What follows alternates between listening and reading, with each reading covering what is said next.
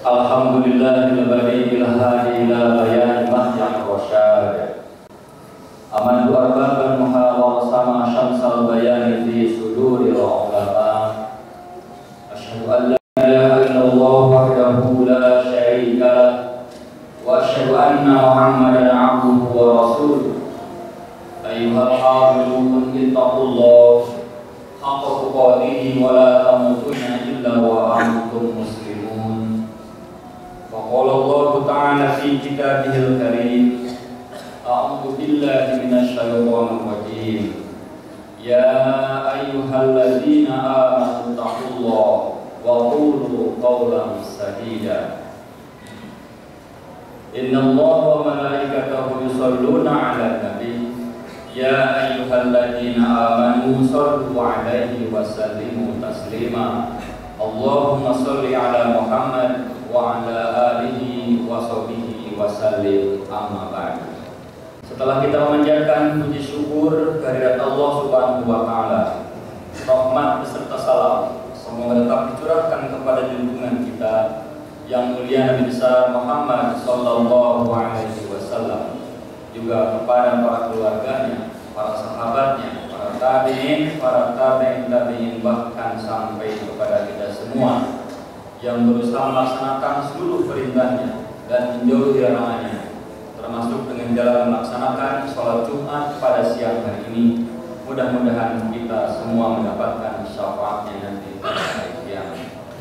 Selanjutnya khatib berkewajiban untuk berwasiat khusus kepada diri pribadi khatib dan umumnya kepada seluruh jamaah. Marilah kita meningkatkan kualifikasi ketakwaan kita kepada Allah Subhanahu wa taala. Allah berfirman, "Lau anna ahlal qura amanu wattaqau la fatahna 'alaihim barakatin minas sama'i wal ardh." Seandainya penduduk negeri ini beriman dan bertakwa, niscaya kami akan menurunkan berkah dari langit dan dari bumi. Jamaah yang mulia, dalam kesempatan khutbah kali ini, khatib mendapat amanah untuk menyampaikan wasiat tentang salah satu dari titipan Allah Subhanahu wa taala kepada kita tentang generasi kita, yaitu tentang anak-anak kita yang kita harapkan masa depannya lebih baik daripada kita. Mereka tumpuan harapan kita setelah kita meninggalkan dunia yang fana ini dengan doa-doa mereka. Apabila kita mengkaji Al-Quran, terdapat sedikitnya 4 posisi, 4 julukan yang disebutkan Allah Subhanahu wa taala berkaitan dengan anak-anak kita. Yang pertama, anak-anak kita berposisi sebagai zinah. Zinah artinya perhiasan. Dalam Al-Quran surat 18 ayat 46, Allah berfirman, A'udzu billahi minasy syaithanir rajim. Al-malu wal banun zinatul hayatid dunya. Al-mal, harta, wal banun, dan anak-anak, zinatul hayatid dunya, adalah perhiasan kehidupan dunia.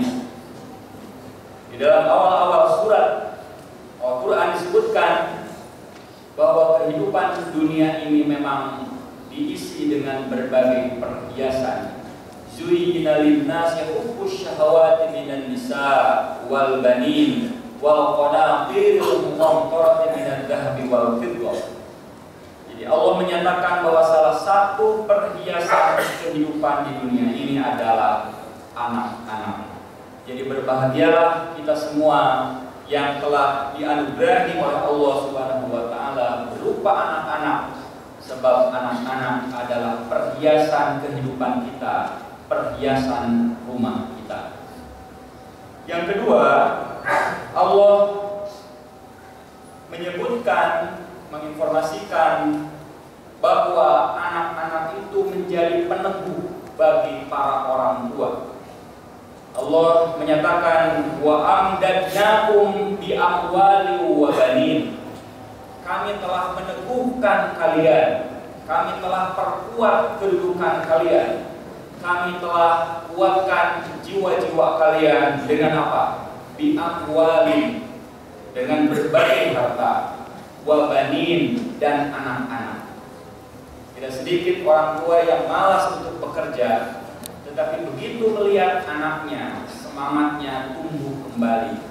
Inilah yang dimaksud dengan posisi bahwa anak itu sebagai peneguh bagi orang tua. Yang mana terhormat, bila dua posisi yang tadi disebutkan khotibah, posisi anak-anak yang bersifat positif, Allah Subhanahu wa Ta'ala memberitahukan kepada kita semua bahwa ternyata ada sisi lain pada anak-anak kita. Posisi yang ketiga yang disebutkan oleh Allah dan harus kita cermati betul adalah posisi anak-anak kita sebagai adu. Adu artinya musuh. Allah memberitahukan di dalam Al-Quran surat 64 ayat 14, Inna min azwajikum wa auladikum aduwwan lakum. Di sini Allah menggunakan kata inna yang artinya sungguhnya. Allah tidak main-main. Allah serius memberitahukan kepada kita, inna min azwajikum, ketahuilah bahwa sebagian dari istri-istrimu, wa auladikum, dan sebagian dari anak-anakmu, aduwwan lakum, berpotensi menjadi musuh-musuh kalian. Yang keempat, posisi anak-anak yang disebutkan di dalam Al-Quran yang juga posisinya negatif adalah sebagai fitnah, adalah sebagai ujian yang akan menyaring kita apakah kita berhasil sebagai orang tua yang mengemban amanah itu atau tidak. Allah mengingatkan lagi-lagi menggunakan kata inna. Allah berfirman, innama amwalukum wa auladukum fitnah. Ketahuilah bahwa sungguhnya hartamu dan anak-anakmu adalah fitnah, adalah ujian bagi kita semua. Namun demikian, Al-Quran tidak begitu saja menyodorkan kepada kita posisi anak-anak kita bagi kita sebagai orang tuanya. Allah menunjukkan kepada kita bagaimana strategi untuk menghadapi anak-anak yang berpotensi negatif dan mengembangkan yang positifnya. Di dalam Al-Quran surat An-Nisa ayat 9 Allah berfirman, A'udzubillahi minasyaitonir rajim, wal yakhshal ladzina law taraku min khawfihim dzurriyyatan dhi'afa khafu 'alaihim falyattaqullaha wal yaqulu qawlan sadida. Wal yakhsha, hendaklah takut, hendaklah khawatir.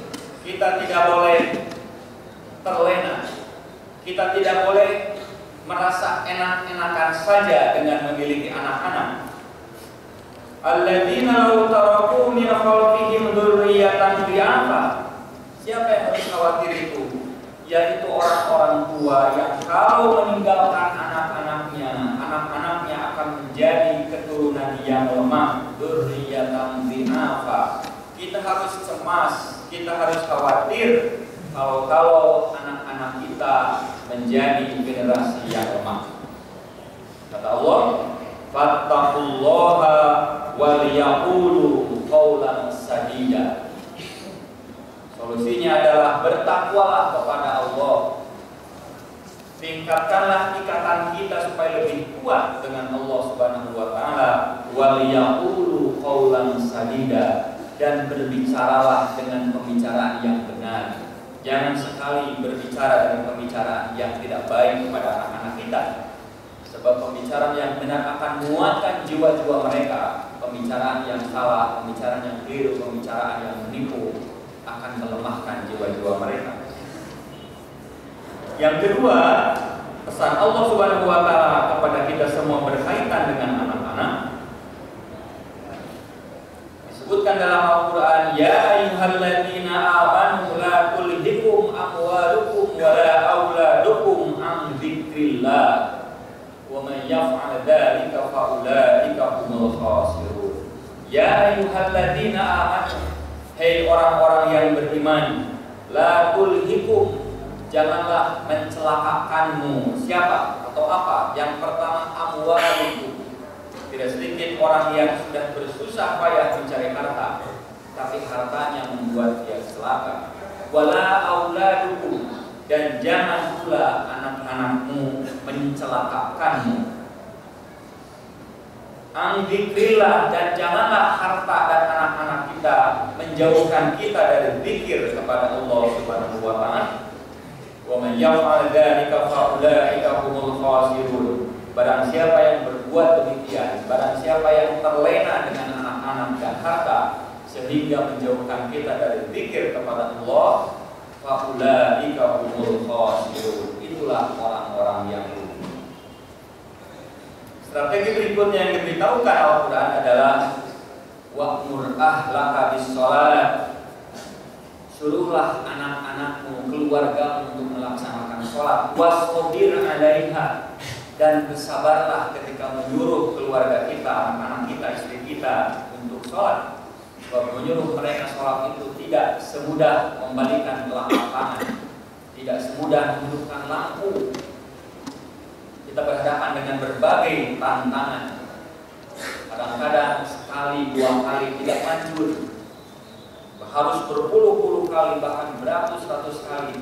Tapi justru disitulah semakin keras usaha kita, semakin sering usaha kita, semakin tidak mengenal lelah usaha kita, semakin besar pahala yang Allah janjikan kepada kita untuk pendidikan sholat anak-anak kita. Rasulullah SAW sebagai penafsir Al-Quran memberikan berbagai macam strategi untuk menyelamatkan anak-anak kita supaya menjadi permata kita semua. Dikumpulkan dari berbagai hadis, dari berbagai riwayat, ada sejumlah hak anak-anak atas orang tuanya. Artinya ada sejumlah kewajiban yang harus ditunaikan orang tua kepada anak-anaknya. Hadis-hadis itu diawali pada umumnya dengan kata-kata hakul waladi 'alal walidi, hak anak atas orang tuanya. Yang pertama, ayyahsuna ismuhu, memperbagus atau memberikan nama yang bagus. Sudah sering kita dengar bahwa nama adalah doa. Jadi nama yang diberikan kepada anak-anak harus nama yang terpilih, nama yang akan mendorong jiwa anak-anak itu beramal soleh dan menjauhi maksiat. Yang kedua, anak atas orang tuanya adalah wa ayyuzawwijahu idza balagha, yaitu menikahkannya apabila sudah dewasa. Itu adalah hak anak atas orang tuanya. Yang ketiga, wa ayyahsuna adabahu. Yang ketiga adalah memperbaiki akhlaknya, memperbaiki peradabannya. Oleh karena itu berkaitan dengan keharusan memperbaiki adab anak ini, orang tua harus memberikan berbagai pelajaran kepada anak-anaknya, dan kalau tidak mampu harus disekolahkan. Inilah pentingnya kita menyekolahkan anak-anak kita, memberangkatkan anak-anak kita ke pesantren, ke sekolah, ke perguruan tinggi dalam rangka memperbaiki kualitas peradabannya. Siti Aisyah radhiyallahu anha pernah berpesan supaya para orang tua memberikan ajaran kepada anak-anaknya. Beliau berkata, "Allimu auladakum asy-syi'ra." Ajarilah anak-anakmu syair, sebab syair itu akan melembutkan jiwa. Jadi anak-anak perlu diperdengarkan atau diajari puisi, diajari berbagai macam sastra, sebab sastra bisa mengubah jiwa yang lemah menjadi jiwa yang kuat. Masih kata Rasulullah SAW, di antara hak anak yang harus ditunaikan orang tuanya adalah wa ayyu'allimahul kitab, mengajari baca tulis. Jadi sudah sejak lama Rasulullah SAW berpesan kepada kita untuk memberikan perbekalan kepada anak-anak kita berupa kemampuan literasi, kemampuan baca tulis. Yang kelima, pesan Rasulullah SAW, yang merupakan hak anak atas orang tuanya adalah wa ayyurithahu thayyiba, diberinya warisan berupa harta yang baik. Jadi nampaknya orang tua yang bekerja tidak boleh hanya menargetkan untuk dirinya. Anak-anak memang perlu dididik, perlu disekolahkan, dan perlu dikuliahkan. Tetapi kata Rasulullah SAW, tidak cukup sampai di situ. Anak-anak kita pun berhak atas warisan dari orang tuanya. Jamaah sholat Jumat yang berbahagia, Sayyidina Ali pernah berpesan kepada para orang tua, janganlah kalian mendidik anak-anak kalian seperti pendidikan yang kalian terima dari orang-orang tua kalian. Kata Sayyidina Ali, karena anak-anak kalian adalah makhluk yang akan hidup di zaman yang berbeda dari zamanmu. Li'annahum khuliqu li zamanin ghayra fi zamanikum. Jadi ternyata pendidikan orang tua yang diberikan kepada kita semua tidak boleh sama persis dengan pendidikan yang kita berikan kepada anak-anak kita. Kita harus mempelajari bagaimana caranya memberikan pendidikan yang baik kepada anak-anak kita, sebab mereka tidak sama dengan kita. Zaman yang mereka lalui tidak sama dengan zaman yang kita jalani. Mudah-mudahan dengan upaya-upaya yang telah ditunjukkan oleh Al-Quran dan hadis Rasulullah SAW dan juga dari para sahabat yang tadi, mudah-mudahan anak-anak kita tumbuh menjadi generasi yang berjiwa pemimpin dan menjadi pemimpin untuk orang-orang yang bertakwa, sebagaimana yang sering kita panjatkan dalam doa yang tercantum dalam Al-Quran surat Al-Furqan ayat 74, Rabbana hab lana min azwajina wa dzurriyyatina qurrata a'yun waj'alna lil muttaqina imama. Mudah-mudahan khutbah yang bersahaja ini bermanfaat bagi kita semua. Barakallahu li wa lakum fil Qur'anil 'azim wa nafa'ani wa iyyakum bima fihi minal ayati wa dzikril hakim. Wa taqabbalallahu minni wa minkum tilawatahu innahu huwas sami'ul 'alim.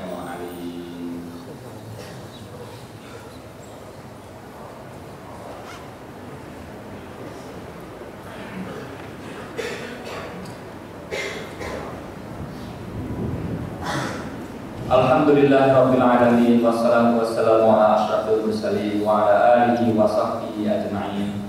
Asyhadu an la ilaha illallah wal wahidul hakim wa asyhadu anna Muhammadan abduhu wa rasuluhu raufur rahim. Allahumma shalli ala Muhammadil karim al-munazzalu alaihi wa innaka la'ala khuluqin 'azim.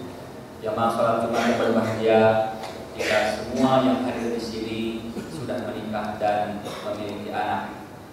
Tetapi kita semua memiliki cita-cita agar kita menjadi pelanjut kehidupan yang merupakan pelanjut risalah Rasulullah SAW.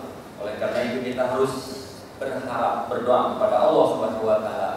Mudah-mudahan keluarga yang kita bangun adalah keluarga dakwah yang mengajak orang-orang di sekitar kita untuk beramal ma'ruf nahi munkar. Kita berdoa kepada Allah Subhanahu Wa Taala. Mudah-mudahan kita semua bisa bekerja dan menunaikan kewajiban kita sebagai orang tua, dan mudah-mudahan anak-anak cucu kita tumbuh menjadi generasi yang senantiasa lisannya berzikir kepada Allah Subhanahu Wa Taala. Mudah-mudahan mereka termasuk dalam barisan yang berusaha untuk menegakkan kalimat-kalimat Allah. Di antara para jamaah mungkin saja ada orang tua yang besok akan menghadiri putra-putrinya di wisuda di Misbah. Kita doakan mudah-mudahan mereka pun akan menjadi salah satu sumber cahaya Islam yang akan menunjukkan kebenaran dan kehebatan Islam kepada orang-orang di sekelilingnya. Allahumma shalli wa sallim wa barik, amin ya rabbal alamin. Allahumma ya Ghani ya Rahim ya Ghafur ya Wadud ya Fa'al lima yurid. Aqina bi halalika an haramika wa aqina bi fadlika amman siwaka. Allahumma bika asbahna wa bika amsayna wa bika nahya wa bika namutu wa bika nusyur. Allahumma lakal hamdu antal mushtaka wa antal musta'an wa la hawla wa la quwwata illa billah. Allahumma akhrijna min adh-dhulumatil wahmi wa akhrijna bi nuril fahmi waftah alaina bi ma'rifatil ilmi wa sahhil lana abwaaba fadlika ya arhamar rahimin. Rabbana la tu'akhidhna in nasina aw akhtana. ربنا ولا تحمل علينا إصرا كما حملته على الذين من قبلنا ربنا ولا تحملنا ما لا طاقة لنا به واعف عنا واغفر لنا وارحمنا أنت مولانا فانصرنا على القوم الكافرين ربنا هب لنا من أزواجنا وذرياتنا قرة أعين واجعلنا للمتقين إماما اللهم اغفر للمسلمين والمسلمات والمؤمنين والمؤمنات الأحياء منهم والأموات إنك أنت السميع القريب مجيب الدعوات ويا قاضي الحاجات ربنا آتنا في الدنيا حسنة وفي الآخرة حسنة وقنا عذاب النار وصلى الله على خير خلقه محمد وعلى آله وصحبه وبارك وسلم بفضل سبحان ربك رب العزة عما يصفون وسلام على المرسلين والحمد لله رب العالمين عباد الله إن الله يأمر بالعدل والإحسان وإيتاء ذي القربى وينهى عن الفحشاء والمنكر والبغي يعظكم لعلكم تذكرون أقول قولي هذا أستغفر الله لي ولكم